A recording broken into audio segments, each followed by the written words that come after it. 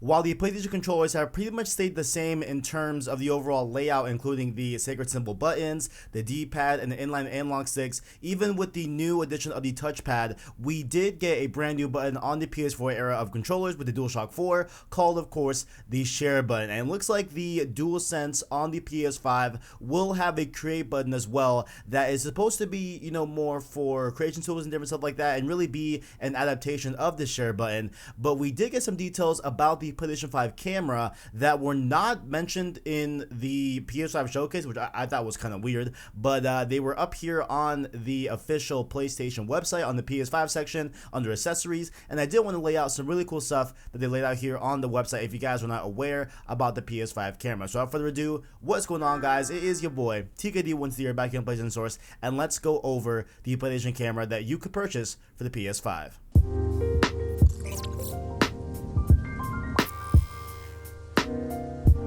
Now, there's primarily three different sections that we are going to cover about the PS5 camera. There's not a ton of info here, but I just think it's really cool to at least know like what they are laying the groundwork for in terms of different features for content creators like myself. The ability to stream and stuff like that is really cool. Even though I use my Elgato and I don't really use the different onboard software that the PS4 has, I do like the PS4 share button for, of course, those screenshots and those clips that I post on Twitter from time to time at PS Source Vids. Shameless Twitter plug. But let's go over, of course, the aesthetic design. Now, it is of course mimicking the white and the black. We got the curves as well. It looks very much like a PS5 accessory. Definitely does make sense. And it does have a dual lens 1080p camera, so that dual lens is going to be great for being able to register depth of field and different stuff like that. So really cool to see that there. And it looks like it's going to be used for another different type of feature that they did unveil in these readings. So let's go over the three major key parts to this PS5 camera that you will have access to on launch day for the PS5.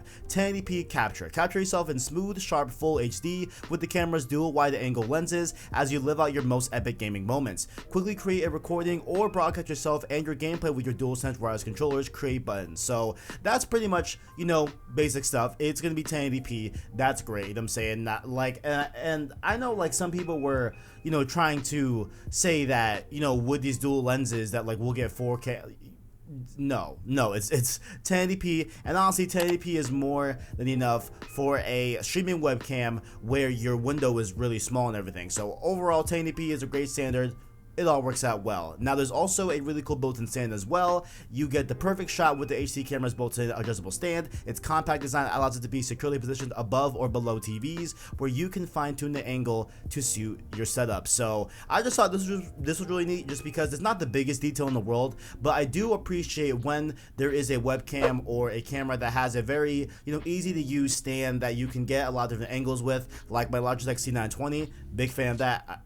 I looked at it here. It's there, not there. Okay, you know what I'm saying? So I like just a nice addition, why not? But let's get into the nitty-gritty with the background removal tools. Take center stage in your production using the PlayStation 5 console's built-in background removal tools. With the HD camera, you can add yourself to your gameplay videos while broadcasting in picture-in-picture mode with the ability to crop the background or lose it completely with a green screen. So this is a very cool feature. Like, I don't even have access to this feature. I don't have a green screen, you know what I'm saying? And like, I know within the Elgato software I could have green screen capabilities. I know that's all built into the actual software. I just haven't gotten a green screen yet, you know what I'm saying? I think it'd be really cool if I did, but I digress. But this is really cool for those that have a green screen, you know what I'm saying? And this is kind of counterintuitive in a way, honestly, now that I think it over, because likely if you have a green screen, you probably already are using a software that will allow you to green screen, you know what I'm saying? Unless the whole shtick is that with the PS5's built-in software,